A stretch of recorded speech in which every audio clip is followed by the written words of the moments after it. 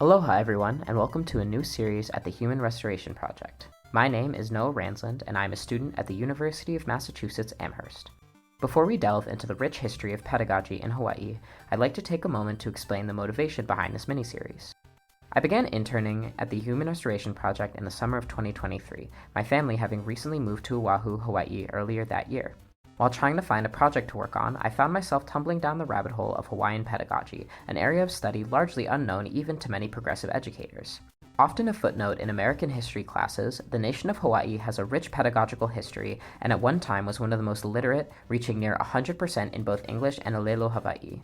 The Hawaiian education system has had a major impact on global history, taking in people from across the world since its inception. A notable historical figure who went to school in the Hawaiian Kingdom is Sun Yat-sen, the Chinese revolutionary often considered the father of modern China, who orchestrated the overthrow of the Qing dynasty in 1911, developing his theories of democracy and pluralism at the Iolani and Punahou schools, both of which are still regarded as world-class institutions.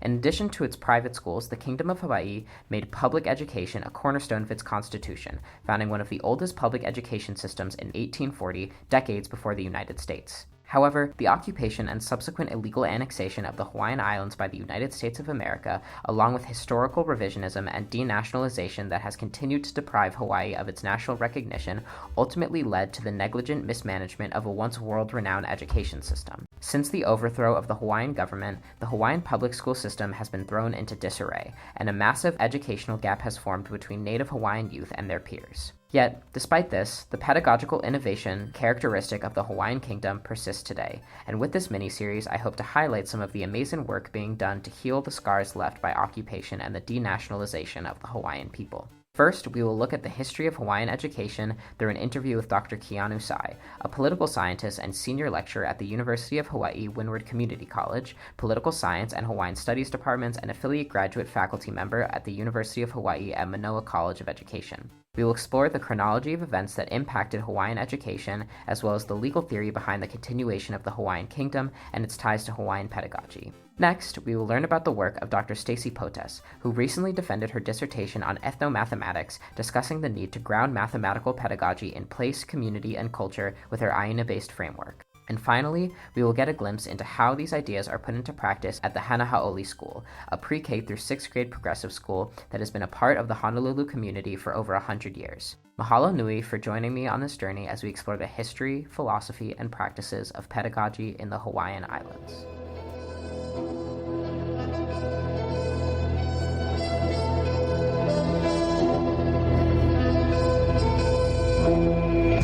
Hello, and welcome to episode 1 of a 3-part series on pedagogy in the Hawaiian Islands, where we explore history, philosophy, and progressive developments in Hawaiian pedagogy. My name is Noah Ranz-Lind, and I'm a student at the University of Massachusetts Amherst, interning at the progressive education nonprofit, the Human Restoration Project. Before we get started, I wanted to let you know that this is brought to you by our supporters, 3 of whom are Anna Wendland, Deborah Covington, and Patricia Jennings. Thank you for your ongoing support.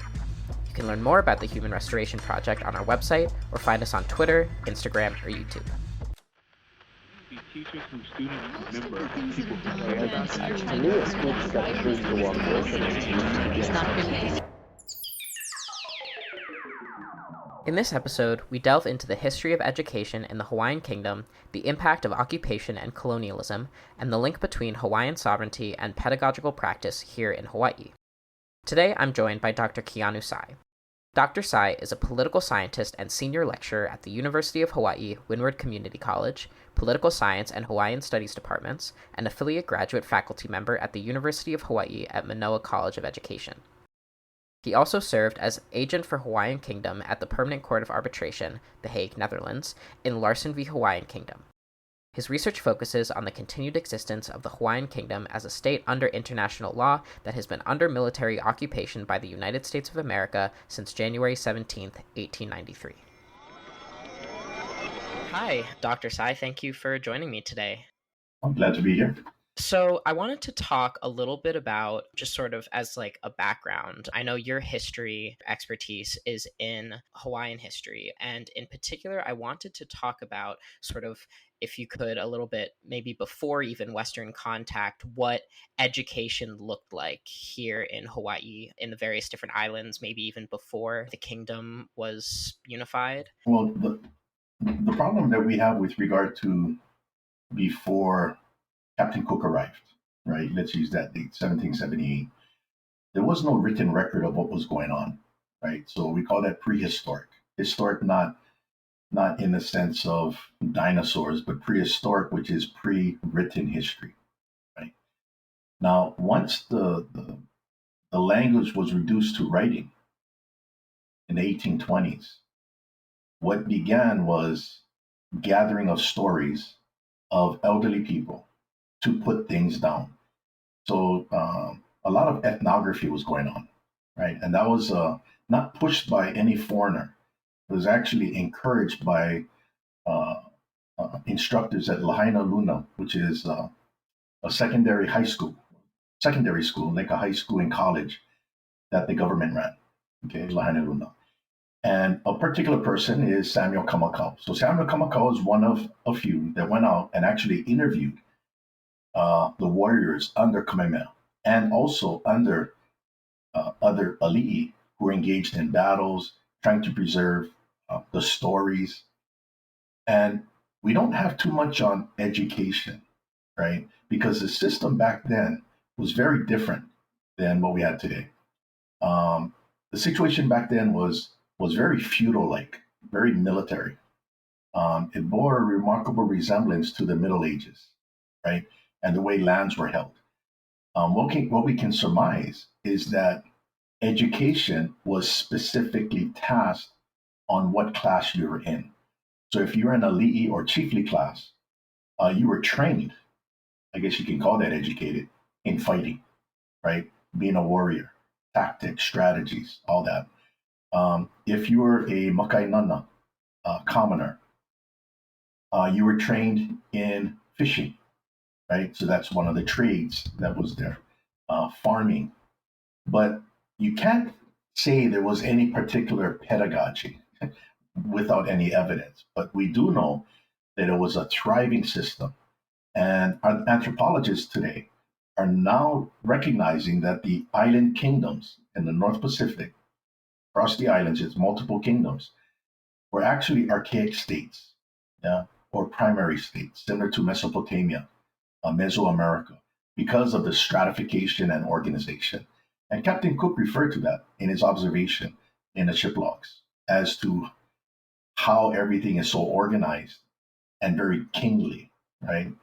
So when a king issues an order, we call it an ali'i nui. People listen. So you had this common law that was understood without a written language, and that needs more studying for sure. And so then, as the Hawaiian kingdom, unified, and as it started to be more, recognized by, the various global players at the time, how then, in the transition to a constitutional monarchy, how then did those education systems develop, and what political structures supported them, and what, Well, the philosophies one thing that supported caught the them? attention of the chiefs was what came to be known as palapala. So palapala is reading and writing, okay? And it was caught on by the chiefs. And there's a story that goes something along these lines that when Captain Cook arrived, Kamehameha was a young chief under Kalaniʻōpuʻu, the king at that time in 1778. Kamehameha would become the progenitor of the Hawaiian kingdom. But back then he was a young chief. And one thing he noticed was he didn't see a lot of screaming as far as marching orders. So he would watch a lieutenant write something down on paper, and somebody runs with it across the ship. The person at the mast in the front of the ship looks at it, and he starts doing something. And he asks, "What is that?" And he said, "I gave him an order." And that shocked the chiefs because no word was spoken, right? Something so simple we take for granted. They were like, "Wait a minute." Now, the one thing about the culture of Polynesia, especially in the Northern Pacific. The elite system is very autocratic and orders are issued. So we have what is called a kauoha. And there is a niho palawa. It's a symbol that chiefs wear. It's a carving. And the carving is of a tongue. Okay? A tongue. That tongue represents the one who issues the order. So you have to speak the order. To put something on a paper and nobody says anything, that was intriguing because they were able to get something across and accomplish where they didn't have to say anything. So I think that right there, just from observation of the chiefs, not the commoners, the chiefs were like, this is something that is, it possesses what will be called, what we would say, mana, power, right? It was something unique, something different. Now, that began a chain of events that would develop into something very big, reading and writing, comprehension. So Kamehameha, in 1794, he, in an agreement between Captain Vancouver and Kamehameha and his chiefs, agreed to join the British Empire. Hawaii became a British protectorate, okay, 1794 in February. Now, being a part of the British Empire as a protectorate, not as a colony, right? Kamehameha was still able to run the country, right? But his allegiance was to King George III. So they considered themselves British subjects. Now, they knew that they needed to increment slowly British forms of governance. So that's where we get the prime minister in our history. We get governors. It's all from English forms of governance, right? But the one thing that we needed to change back then was the religion, because the religion of the chiefly system was not Protestant and it was not Christian, and it was quite brutal. In fact, there was human sacrifices for the war god. Okay, so those were just how things were, right? In these separate kingdoms throughout the islands in the North Pacific. Kamehameha I knew he needed to begin to make that change, but he wasn't able to do it because of his rank. But his wife and his son would be able to do it because they were of a higher rank and they won't cause too much disruption. So what happened after Kamehameha I died, the custom is the religion, which is very strict. It's called a kapu, right? It's lifted, and they call that Noah, lifted. And everybody mourns for the king, okay? The successor is supposed to reinstate the kapu, right?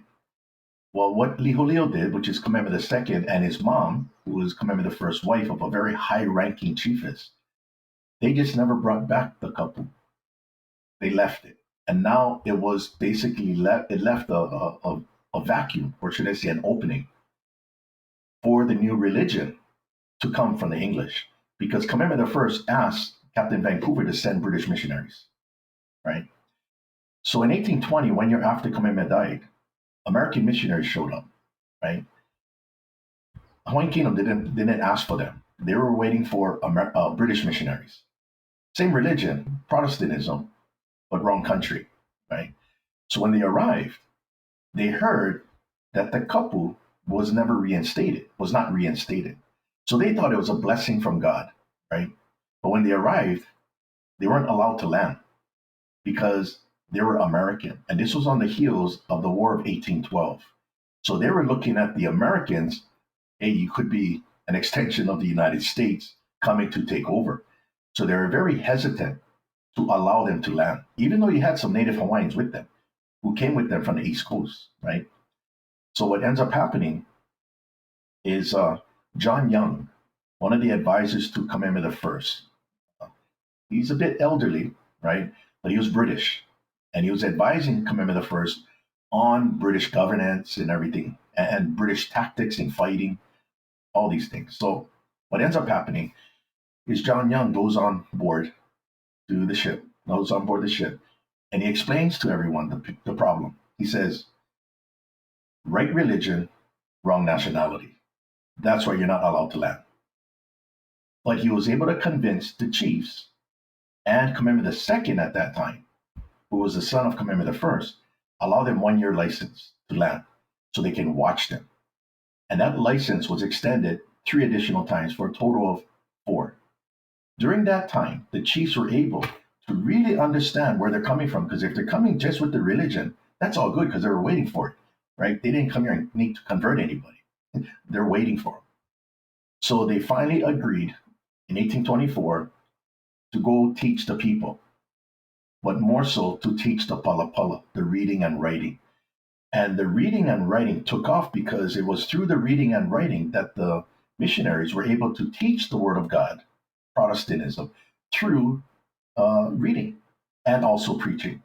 And the Hawaiians loved that because they were more interested in the reading and writing than necessarily the Word of God, right? So you have this kind of, I would say, a bit of synergy going on, but it's still going through its bumps in the beginning. But what the missionaries were running into, there was no hesitancy as to the religion, but they weren't accepting it as quick as the missionaries wanted it. What they were accepting was reading and writing, and that was flying. Everybody could read and write. Literacy by 1830s was universal. Everyone could read and write in the Hawaiian language, and that's pretty astonishing. So that right there began to allow the implementation of education. So education is now going to come on the heels of reading and writing and comprehension, right? And it starts to flourish. So when they begin to organize themselves as a constitutional monarchy under Kamehameha's second son, Kamehameha III, Kauikeoli, he begins to do government reform because what's happening is you have gunboat diplomacy.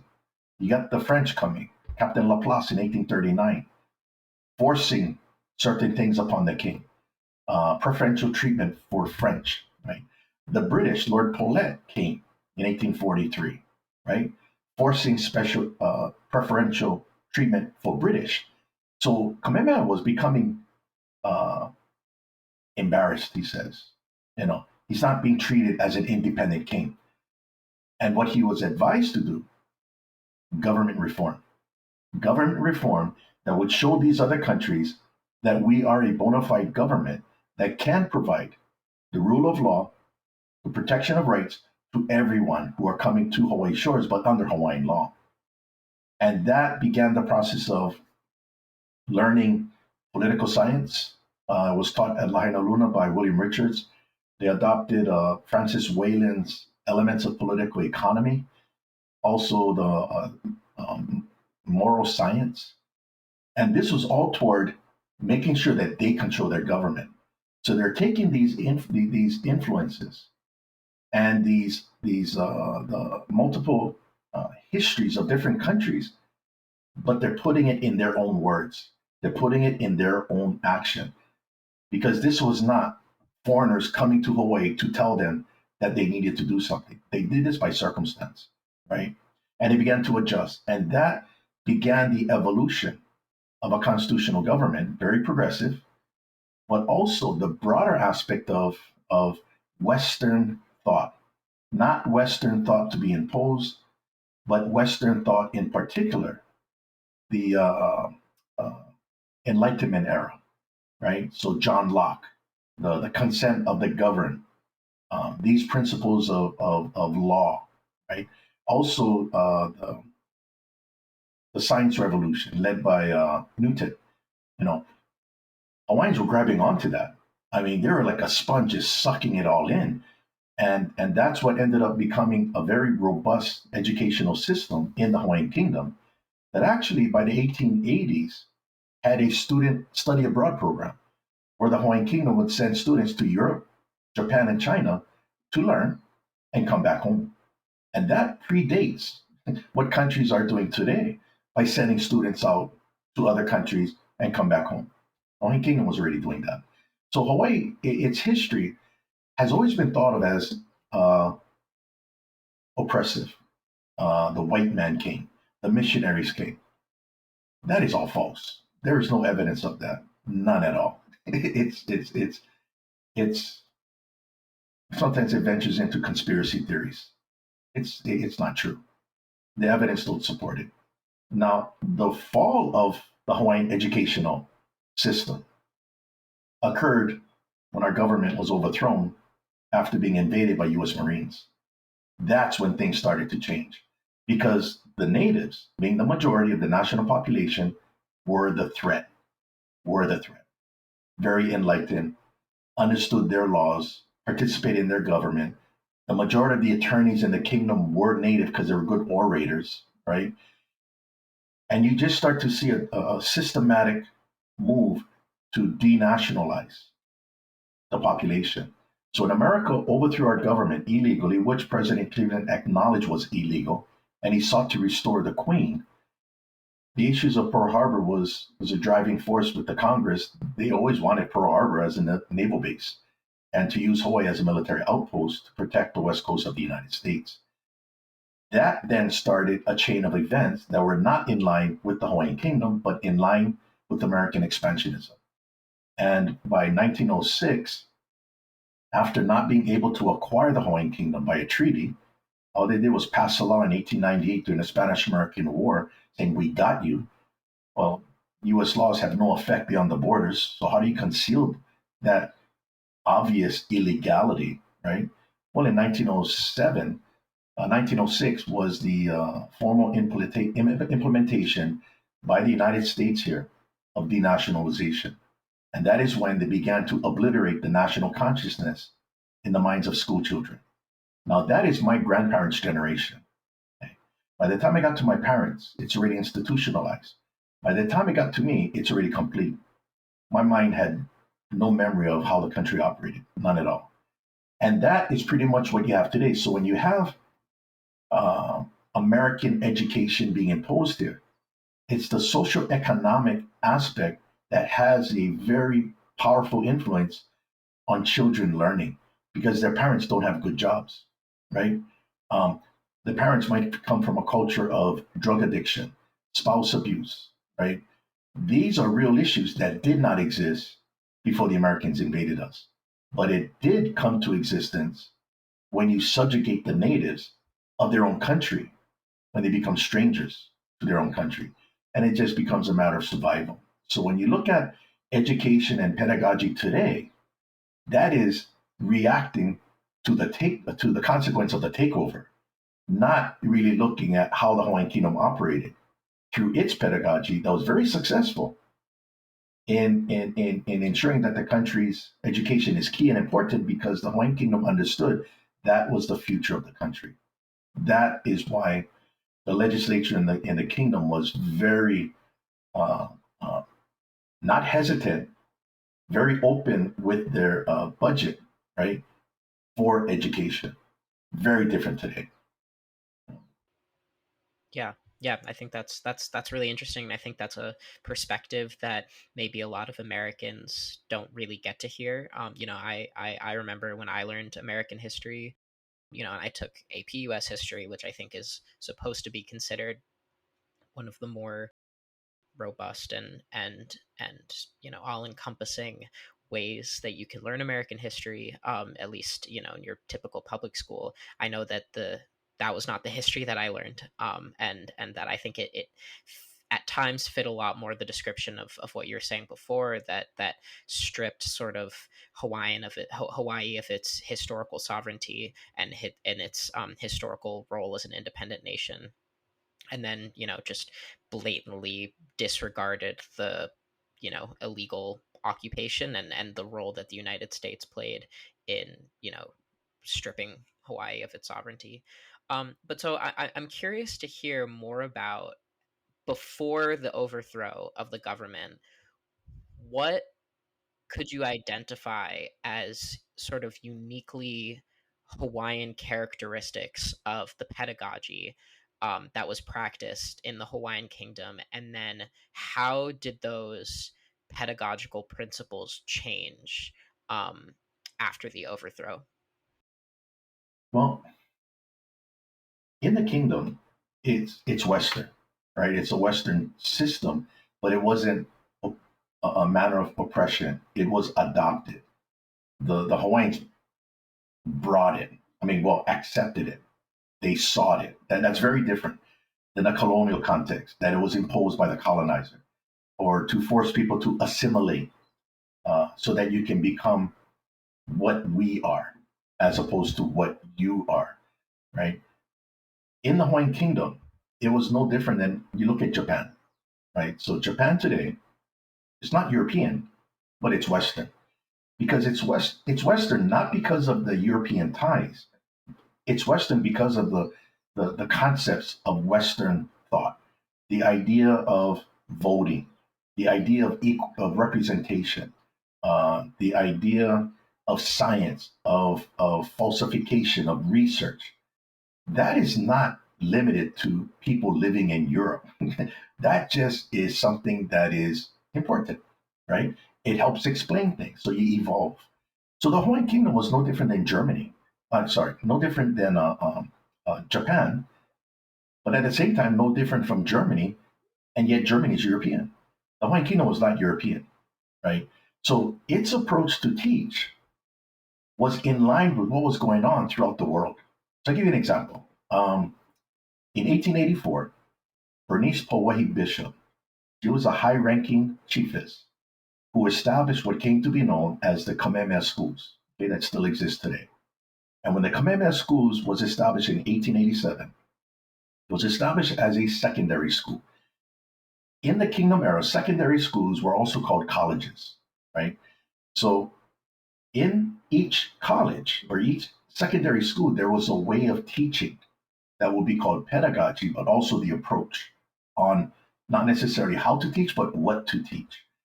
So what was unique to Kamehameha schools, which I'm a graduate of, right? I graduated back in 1982, not from the Kingdom era when it was operating in a very different way, but they adopted what was called manual training. Okay, manual training is not manual labor. Manual training is hands-on engineering. That's the key. And it was actually introduced at one of the world fairs in the 1880s, I believe, or 1870s. I believe it was one of the Nordic countries that introduced, I think it's maybe Finland, on a way of teaching. And I believe Notre Dame picked it up, right? And you actually had teaching manual training, which was engineering, but hands-on, wood, carpentry, these kind of things. So you start to apply that. Kamehameha schools adopted that form of teaching, manual training. Now, after the overthrow, the majority of the trustees, actually, yeah, well, the majority of the trustees of the Kamehameha schools were all the insurgents. They changed it. Kamehameha schools later came to be known for manual labor and not manual training. And that they started to train people who went to Kamehameha schools for the workforce, to be police officers, to join the army, join the Navy. It did not adhere to manual training as it did before 1893. So that's an example of a type of pedagogy that was applied to a native Hawaiian secondary school, because it was limited only to native Hawaiians. Preference was for native Hawaiians to attend that school. That was according to the Bernice Pauahi. So that's one example. Other places like Lahaina Luna, if you take a look at, I sent you the 1882 annual exams.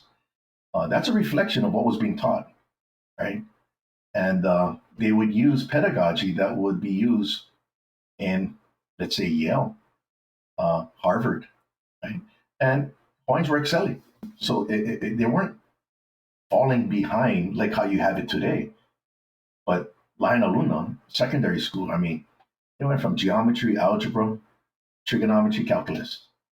Every 4 years, every one in those classes required math, not it was an elective. Plus, you had world history, you had political economy, you had constitutional classes on how the constitution of the country operated, the Hawaiian Kingdom.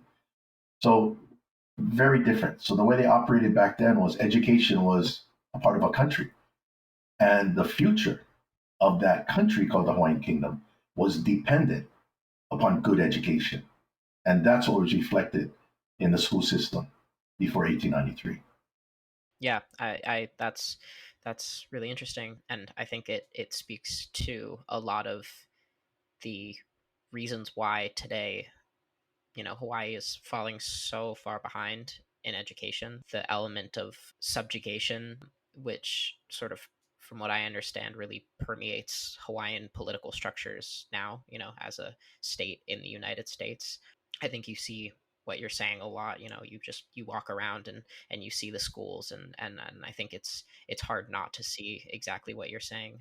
So I'm curious how you personally would characterize now the relationship that Hawaii has to the United States, and what you feel needs to change, both sort of at a larger level, but sort of honing in on the education system. What changes you think really need to happen?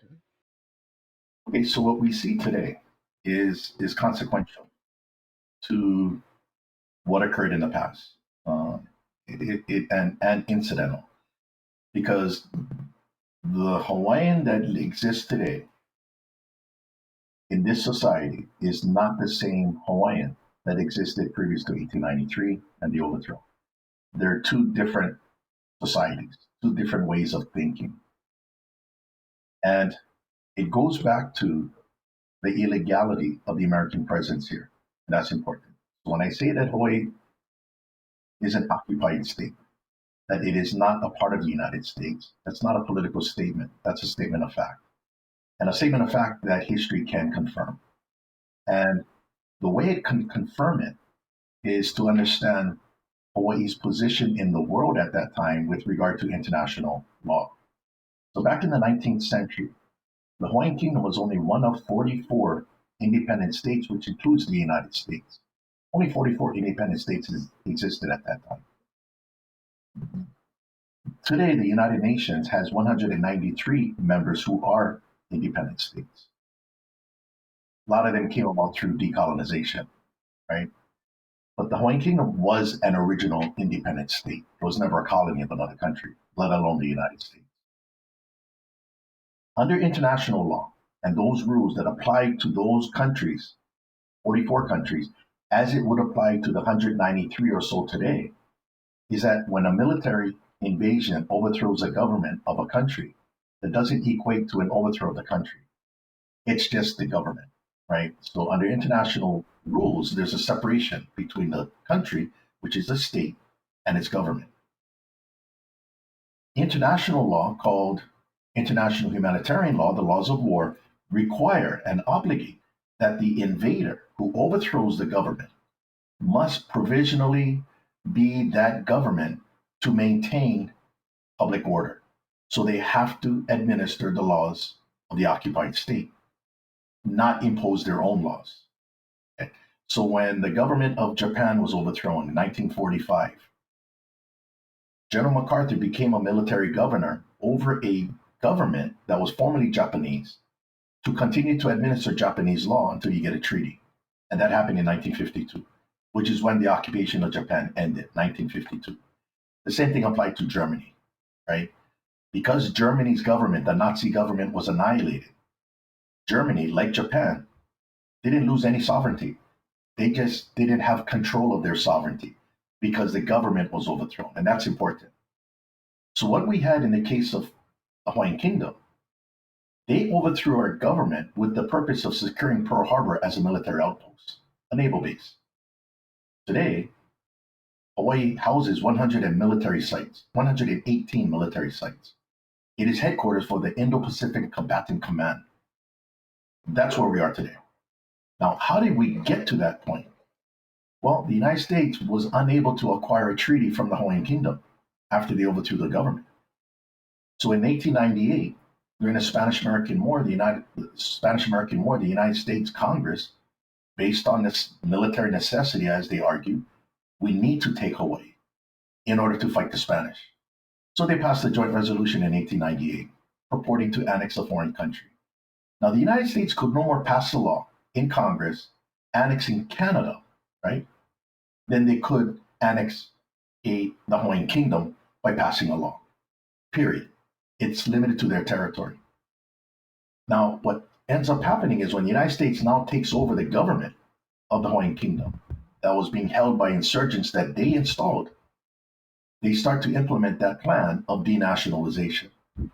And they begin to brainwash the children, not the adults, because they knew Hawaii was occupied, but they began to brainwash the children that they are no longer Hawaiian subjects, but Americans, and that Hawaii was acquired by a treaty, and that you must speak English, and if you don't speak English, you get beaten. Okay. That right there is a war crime. In 1919, the United States and the Allied powers in World War I accused Germany, Austria-Hungary, and Bulgaria for committing the war crime of denationalization to Serbian schoolchildren. That's a war crime. They were doing it here.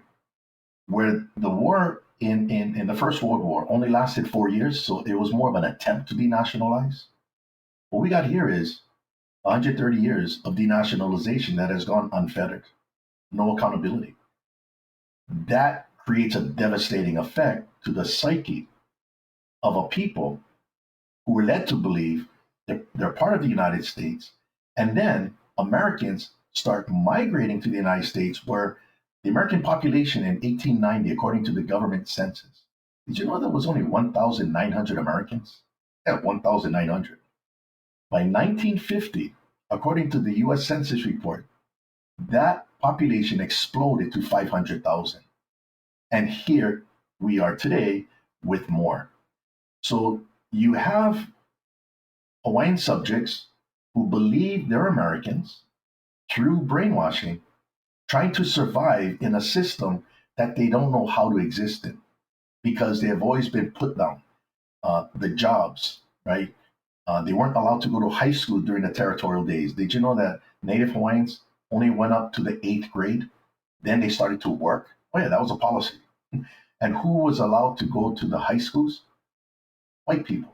In fact, it's clear, they even say it.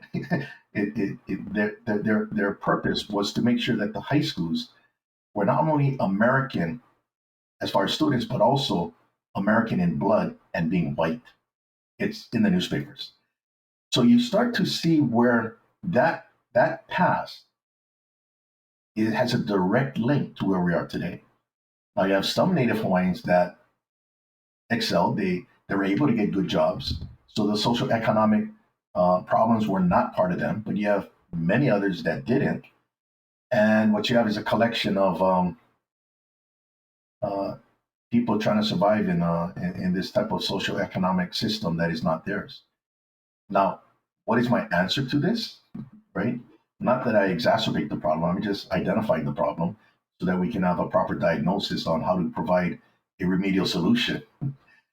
The first thing is, under the law of occupation, which still exists today, that the occupier must begin to administer the laws of the occupied state, not American law. Even though 130 years passed, that law still applies. Now, once you begin to administer the laws of the occupied state, you also have to bring back and align today's society with the status quo of what the Hawaiian Kingdom was before the invasion. Its institutions, its territory, its education, its language, those are the rules. Now, that's pretty lofty as far as what should happen. Well, it gets down to one point, and it needs to be important to note as to whether or not the Hawaiian Kingdom still exists, or am I just saying it? So I was part of a group of Hawaiian subjects that restored the Hawaiian Kingdom government, very similar to how governments in exile were established during World War II. And I also have a military background. So I used to be a field artillery officer. I got out as a captain. So I have a lot of experience from the military side. So we restored the government, and we came up with a strategic plan, an operational plan to address this monolith of a problem with limited resources and manpower, right? So we came up with 3 phases of a strategic plan. First phase, we need verification that the Hawaiian Kingdom continues to exist as a state, which is an international law country. Once we get verification by some reputable body, which at that time we didn't know where, but we needed to get it. Once we get verification, then we move to phase two, exposure. Expose the Hawaiian state politically, economically, through education, legally, and basically just get everybody uncomfortable because everything you thought was is gone. All your property you think you own in the Hawaiian Kingdom, in the Hawaiian Islands, you don't have title. Every title stopped in 1893. Who's the notary public, right? The rules were not abided by. Contracts, right? Uh, Barack Obama. People say Barack Obama, the birthers, yeah, they were right for all the wrong reasons because he was born here and he was born outside of American territory. He was born in the Hawaiian Kingdom. So he's an American by parentage from his mom, but he's not natural born. That's an example of how you get things hot because when people start to feel uncomfortable is when it's real, right? So that's phase two. And that is going to lead to war crimes. That is going to lead to criminal culpability where now it's individuals got to think about what they're doing and not, oh, I'm standing behind the United States and they're going to protect me. No, no. You can get hit with a war crime and there's no statute of limitation. In fact, Germany prosecuted a 97-year-old secretary for Nazi war crimes from a concentration camp. That shows you there's no statute of limitation. So it kind of plays on you. Now, all that would not be able to take place unless we get past phase one. Verification the Hawaiian Kingdom still exists as an independent state. So what occurred in 1999, there was an arbitration case. Lance Larson, a Hawaiian subject, who went through an unfair trial because he was trying to claim he had rights as a Hawaiian subject and that these laws of the state of Hawaii are illegal, he was eventually incarcerated. His attorney alleged that the Council of Regency, the restored government, was liable for not protecting him because we're allowing American laws to be imposed. That was their argument. And we denied it, but we entered into an arbitration agreement, to take it before the Permanent Court of Arbitration in the Netherlands, which is a body that will resolve international disputes. It's not a domestic dispute. So when the notice of arbitration was filed, we knew, the Council of Regency knew, that we can get past phase one. Because under the treaty that established the Permanent Court of Arbitration in 1899, which the United States was a part of, right? They provide that any contracting state to that treaty will help maintain the Permanent Court of Arbitration. So if they have any dispute, they can use the facilities at no cost. But Article 47 of the treaty allows non-contracting states to have access to the institution to resolve an international dispute, but they have to pay at cost, right? So today you have 123 members, contracting states of the Permanent Court of Arbitration. You have 193 members of the United Nations. That means the balance of the 122 members of the UN are non-contracting states, but they can still have access to the Permanent Court of Arbitration at cost, right? The others, no cost. We knew that is our way to get verification because we are a non-contracting state. And the proceedings would have to pay at cost, would have to be borne by both parties. In fact, it would be borne by the plaintiff, not us, because we're the defendant. But in order to get accepted into the Permanent Court of Arbitration, Article 47 of the treaty has to be fulfilled. So when the case was initiated in November of 1999 in the Netherlands, in The Hague, the Secretariat, which is the body that runs the Permanent Court of Arbitration, its Secretary General contacted me.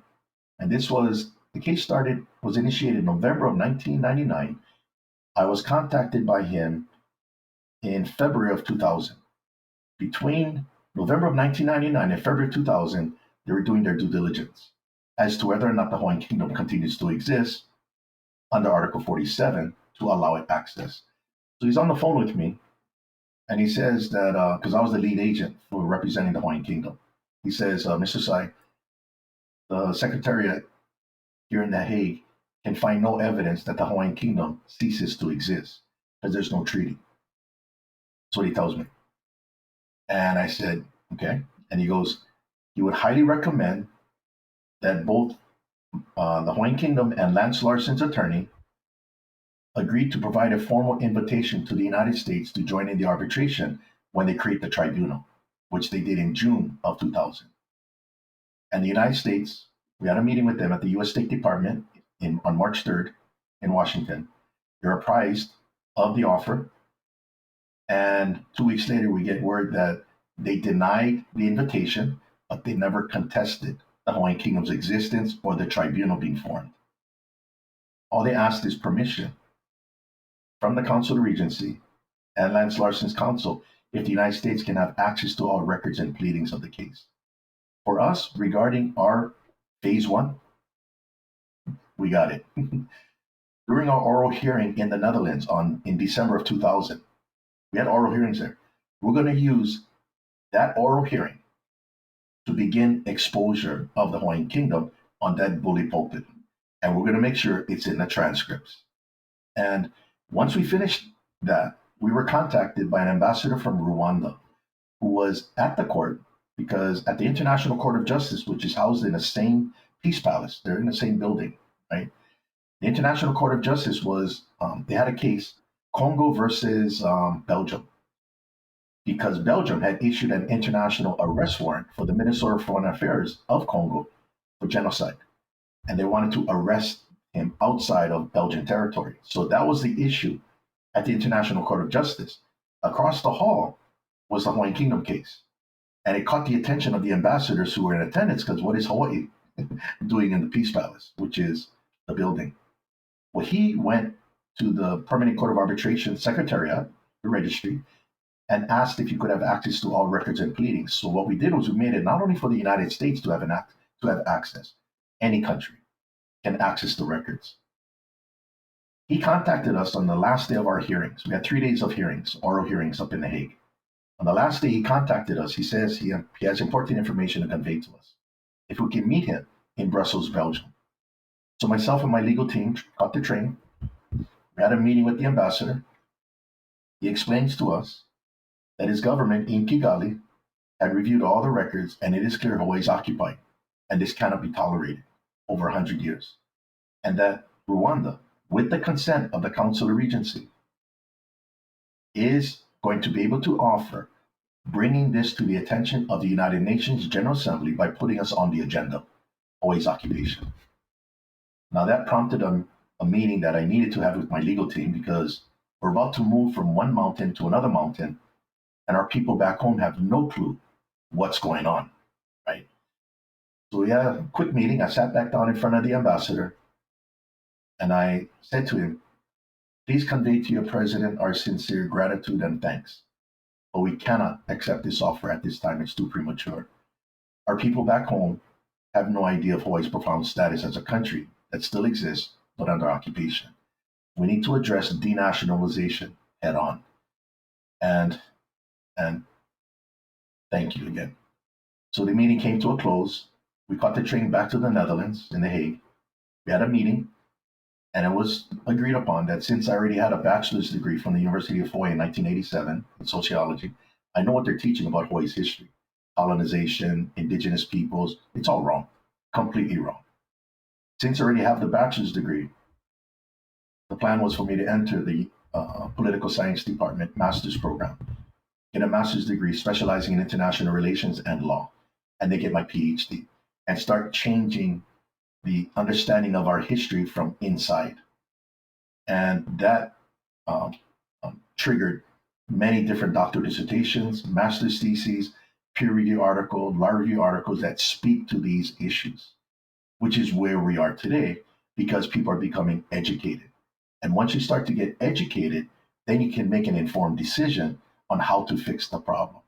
And right now we are in negotiations with senior leadership of the state of Hawaii for the transformation into a military government in order to comply with the law of occupation. So it's being taken very seriously, as a result of education. So just as the insurgents and the United States weaponized education to satisfy their agenda and to conceal an illegality, we utilize education and we weaponized it as well in a positive way. Apply scientific thinking, falsification, research, theory, footnotes, evidence, and that's where we are today. So we are continuing where our ancestors were, what they understood in the kingdom era, the importance of education. And here we're using that, the importance of education, to right the wrong. And we're walking on that path. We don't need to wage warfare. I like to call what we wage is lawfare, and education base is the key. Yeah. Yeah, it's interesting. It really seems like today, just as education, learning about Hawaiian history and Hawaiian culture and the full scope of what Hawaii as a, kingdom and as a community of people has done was essential in the recognition of the Hawaiian kingdom. So it is now in reclaiming that status as a, sovereign independent nation. To shift gears a little bit, I wanted to ask you about. So I've been reading recently a lot about sort of indigenous Hawaiian progressive pedagogy, and the sort of core elements of that. And you sort of touched on a little bit one of the things that's discussed a lot, the sort of hands-on learning. I've spent some time at the Hana Hau'oli School. I don't know if you're familiar, but it's a school that is it's constructed around sort of the ideas of progressive era education. And so I'm interested in whether you feel that this indigenous Hawaiian pedagogy that focuses on Hawaiian cultural practices as a center point for education, in particular, that sort of, hands-on approach. Other elements include sort of the notion of place-based pedagogy, the element of ohana or family in, the education and pedagogical philosophy. I'm curious whether you feel that sort of new progressive movement that's forming is a continuation of what's come before, or whether you feel that it's something entirely new that's coming up as a reaction to the century plus of occupation. Well, it comes with a lot of baggage as far as the approach. Okay. And inherent in this pedagogy is colonization, the rights of indigenous peoples, uh, the state itself that tribal nations exist within and are trying to take control through self determination in controlling their form of education. Okay. Now, the problem with that is it's counterproductive to our situation, because the word or the term indigenous peoples plural refers to nations. The definition is that indigenous peoples are tribal nations that exist within a state not of their own making. So the Navajo Nation, the Choctaw, the Maori Nation of New Zealand, Aotearoa, right? They are tribal nations that exist within a metropolitan state not of their making. Now, in the case of Tonga and Samoa, which are members of the United Nations, they're not indigenous. They're not an indigenous people because they created their state, right? There are no tribal nations in Tonga. There are no tribal nations in Samoa. Samoa and Tonga was made up of their people who evolved to a point of making a state of their own. The Hawaiian Kingdom did the same thing in 1843, internationally recognized as an independent state. So when you bring in the idea of indigeneity, it murkies everything. It's like you have to say, yeah, you're in the United States, but I know you're occupied. No, you can't be in the United States and occupied at the same time. They're mutually exclusive. You're either occupied or you're part of the United States. We're not. So what ends up happening is, because money is tied to research and education in this current system, you can only get money within this system if you play the tribal card, right? And with that, you bring the baggage.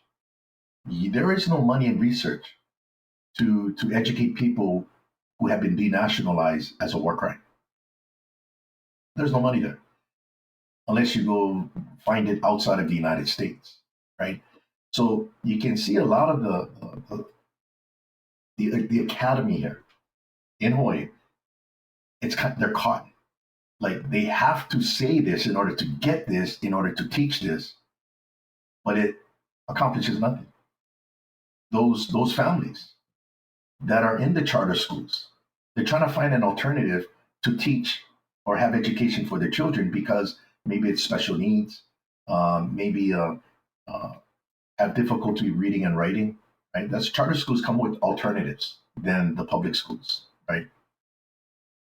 Well, because they have those problems at this age is indicative that the family has a problem socioeconomically in how to even survive in these islands under this current system, which prompts them to leave the island and go to America because of the cost of living here. So these attributes of the American occupation puts everybody in a bind where it's survival, right? Now, if you talk about hands-on, well, hands-on is what manual training was at Kamehameha schools in 1887, and it wasn't from America, that's from a Nordic country that America adopted some of the colleges like Notre Dame. And then, in fact, in 1887, this was interesting, they invited a lieutenant from a U.S. naval ship that was in Honolulu Harbor visiting, not taking over, visiting. They actually asked the lieutenant to give a presentation to the student body of the Kamehameha schools on manual training and how he benefited because he was an engineer on that ship. So he was speaking, this is what you can become, right? An engineer. And I learned it. And that's what you folks are learning too. So Hawaii's sense of education was worldly, right? It wasn't parochial. It wasn't us against them.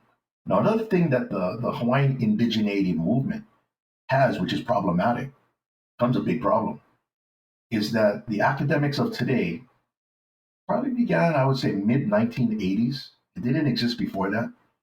There was a movement here to align themselves up with the American Indian movement, okay, and indigenous peoples through Haunani Trask.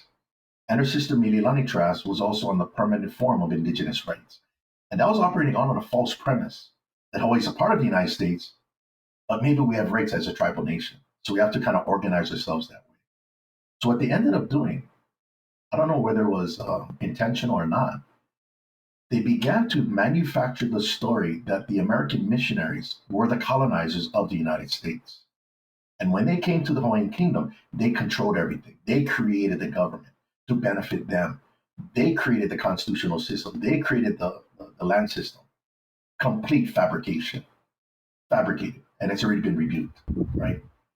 So when they start teaching in the charter schools, it's infused with the Hawaiian Kingdom was foreign. The foreigners controlled it, not us. The chiefs were aligned with the foreigners. The Makainana, the commoners, we were the one abused.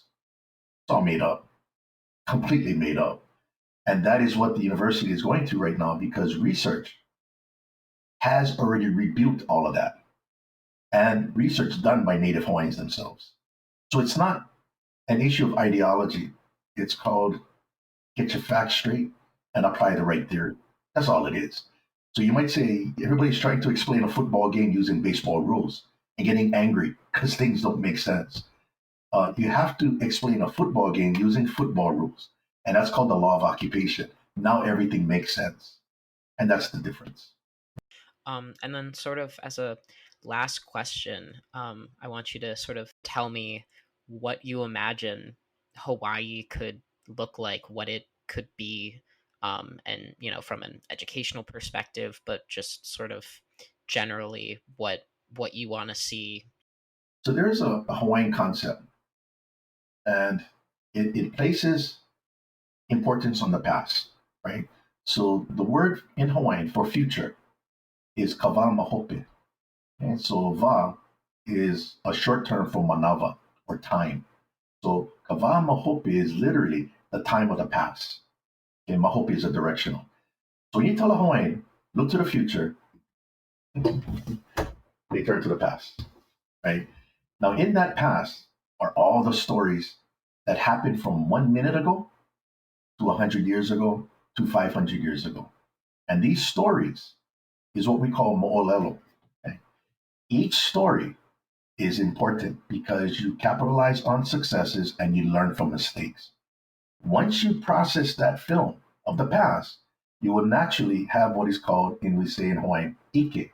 You have foresight. Now you see something you didn't see before. And from what you now see, you have an informed decision in what you got to do. Okay, so that's a concept. Another way of saying it is the practical value of history is that it's a film of the past run through the projector of today onto the screen of tomorrow.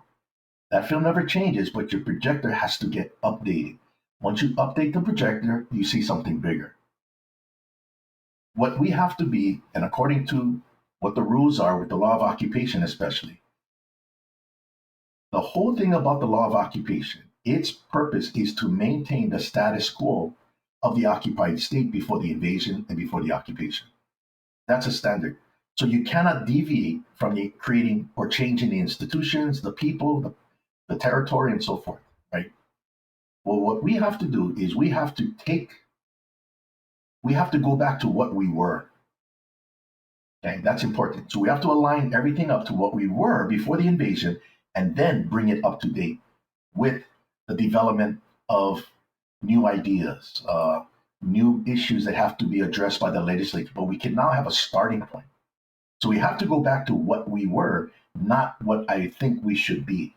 That's too futuristic in the nonsensical way, because that's hypothetical, right? That's in a vacuum saying something like that. But if I can go, Kamehameha Schools was manual training. We have a starting point. Let's look at Kamehameha Schools today. You got to align. You got to bring that back, right? And how do you do that? Well, that's where people got to get creative. In the Army, we call that necessity. And necessity is the mother of all inventions. But as long as there's a baseline, that's why it's important. We need to know our past before we look into the future, because the future is merely a product of our past. And I've seen that operate in how we've been implementing our strategic plan. That past that we brought out has created huge changes, major changes. And at no point have I ever said, this is what I think we should do in the future. All I said, this is what happened. And that leads to what needs to happen. It happens. Permanent Court of Arbitration, verification, everything that's in line. That's also just being sensical, not nonsensical. And that's why when I was in the Army, you don't come up with a battle plan out of thin air. You gotta have intel first. You gotta study your opponent. You gotta know who they fought. How did they fight? How did they lose? How did they win? See, that is going to inform your battle plan against that opposing force. That opposing force that we're dealing with here, the insurgents are all dead, right? The American administration that took us over, they're dead, they're gone. Our opposing force, our OP4, from a military standpoint, ignorance. We're dealing with ignorance.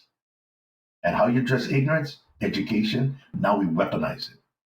See, and that is when it's power. And that is important. And I can tell you, I've been a part of that. And I've seen major changes come since we returned from the Netherlands in 2000. Major change in the university. Also worldwide with regard to the Hawaii situation, because we have treaties with many countries in Europe, including the United States. By 1893, we had over 90 embassies and consulates all over the world. There's more information outside of Hawaii that speak to this issue, and not just here. So Hawaii's position is we're very worldly, and we need to keep that in mind. We're not parochial, and it's not us against them. No, it's us against ignorance. That's the key, and that's how we approach it. Thank you again for listening to our podcast at Human Restoration Project. I hope this conversation leaves you inspired and ready to start making change. If you enjoyed listening, please consider leaving us a review on your favorite podcast player. Plus, find a whole host of free resources, writings, and other podcasts all for free on our website, humanrestorationproject.org. Thank you.